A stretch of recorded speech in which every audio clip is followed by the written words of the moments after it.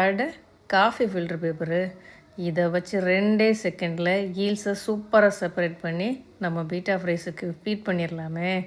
அடடடடா. நார்மலாக பாட்டிலில் ஸ்பாஞ்ச் வச்சு நம்ம எக்ஸ்ட்ராக்ட் பண்ணி கொடுப்போம்.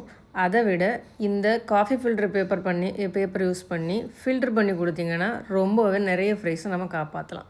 நம்மளும் இப்போது ஈல்ஸை அந்த காஃபி ஃபில்டர் பேப்பர் வச்சு செப்பரேட் பண்ணி எடுத்தாச்சு சேஃபாக.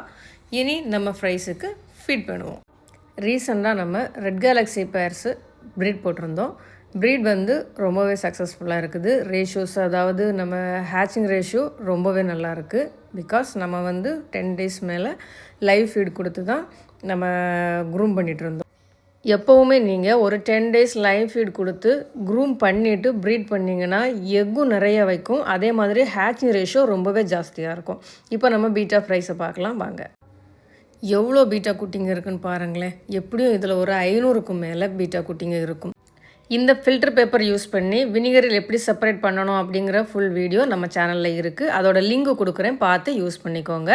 அதே மாதிரி இந்த பேப்பர் வந்து எங்கே கிடைக்கும் நிறைய பேர் கேட்குறீங்க. நம்மக்கிட்டேயே சேல்ஸுக்கு இருக்குது. வேணுங்கிறவங்க வாட்ஸ்அப் பண்ணுங்கள். தேங்க்யூ.